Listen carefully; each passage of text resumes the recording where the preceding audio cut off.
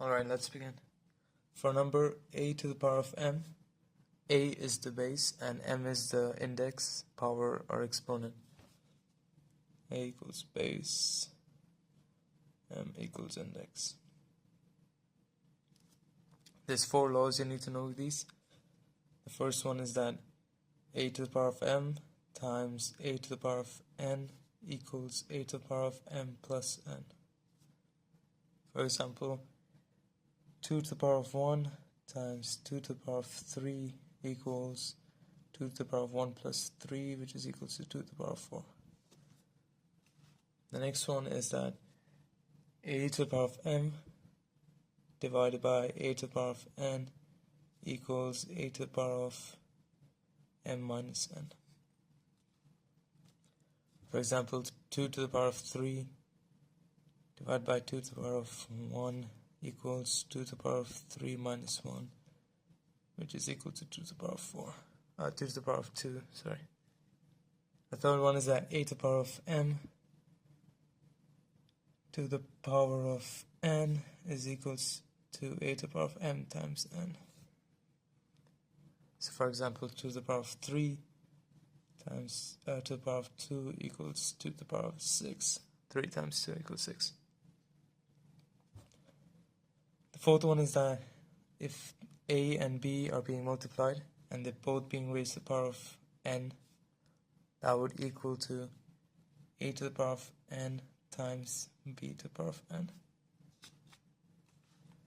Again, 2 times 3 to the power of 2 would equals 2 times 2 to the power of 2 times 3 to the power of 2, which you know is equal to 4 times 9, 4 to the 9 is 36. This can be proved by simplifying 2 times 3, which is equal to 6. So that would be 6 squared, which is also equal to 36. Alright, that's topic 1 done. Topic 2 is expanding brackets.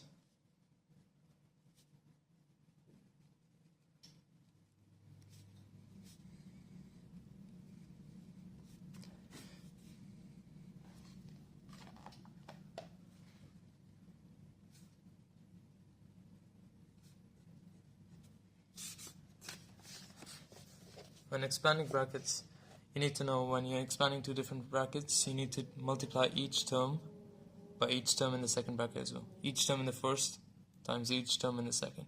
So this would equal to x times x squared,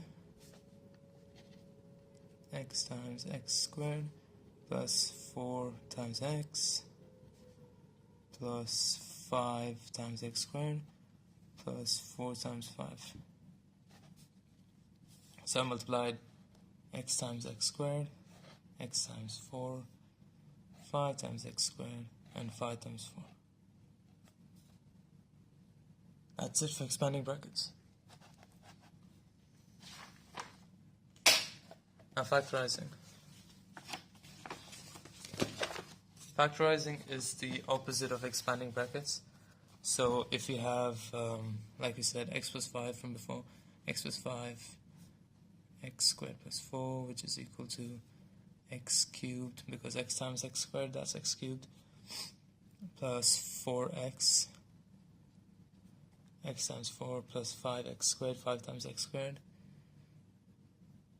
plus 5 times 4, which is 20. Now, if you were to factorize this expression, you would do the opposite of expanding the brackets, which would be taking it back to this form. So for example, if you had an equation that was x squared plus x, you could see that these both are divisible by x. So you could factorize this as x plus 1, because x times x is x squared and x times 1 is x. So these both are equal, and that's factorizing. Or if you had, let's say, 3x plus 9, you could see that 3 could be taken out of this equation because they're both divisible by 3, and you could get 3x plus 3. That's it for factorizing. Right. A quadratic expression. A quadratic expression is an expression that is in the form of ax squared plus bx plus c.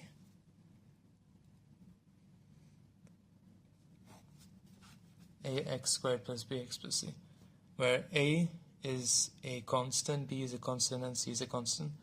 A is not equal to 0. It could be negative or positive.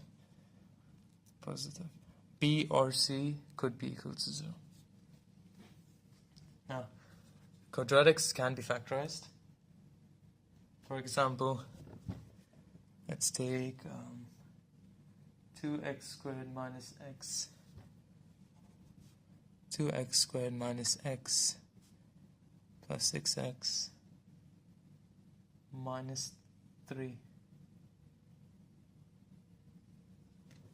This would simplify to 2x squared plus 5x minus 3. This could be factorized into x, 2x plus 5 minus 3. But some quadratics could be simplified even further, which could be, for example, this one right here. So x squared plus 3 by 8x plus 15. This quadratic could be simplified into x plus 5, x plus 3. Factorized, sorry. As you can see, I just put in some random numbers, expanded the brackets, then factorized again, because factorizing is the opposite of expanding brackets. And this is a quadratic because it has x squared, an x, and a c. It doesn't have to have a c, but it has in this case. And the a over here is 1. Alright. Now, the difference of two squares. The difference of two squares says that if there's two numbers such that x squared minus y squared, for example, and they're both square numbers, you could factorize them as x plus y and x minus y in brackets. This is because if you expand these, you'd get x squared plus minus x times y minus xy plus yx, which is the same as xy plus xy, and minus y squared. Now the minus xy and the plus xy they just become 0, they cancel out, because one is negative, one is positive. So if you get rid of these, it simplifies down to x squared minus y squared, which is the difference of two squares. So for example, if you had 4 minus 9, which is equal to 2 squared minus 3 squared, that could be factorized to 2 plus 3 times 2 minus 3, which is equal to 5 times negative 1, which is negative 5. You can see over here, 4 minus 9 is also equal to negative 5. Alright, fractional indices now. Negative and fractional indices. So if you have a to the power of minus 1, a could be any number, that would always equal to 1 over a, or 1 over the number itself. This is a law you need to know. Another one is that if you have a to the power of 1 over n, where n is any number, that would also equal to the nth root of a.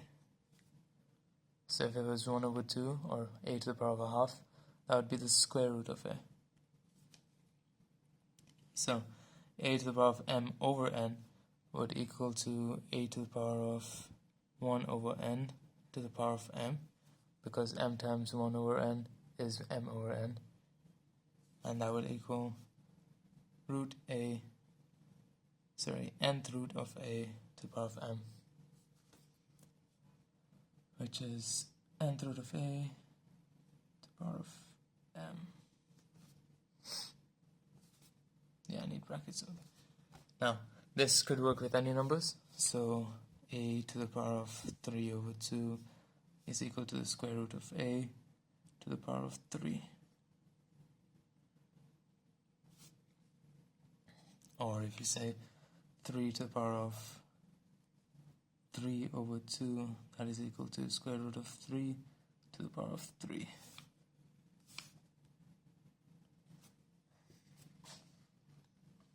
And one final law is that anything to the power of 0 is equal to 1.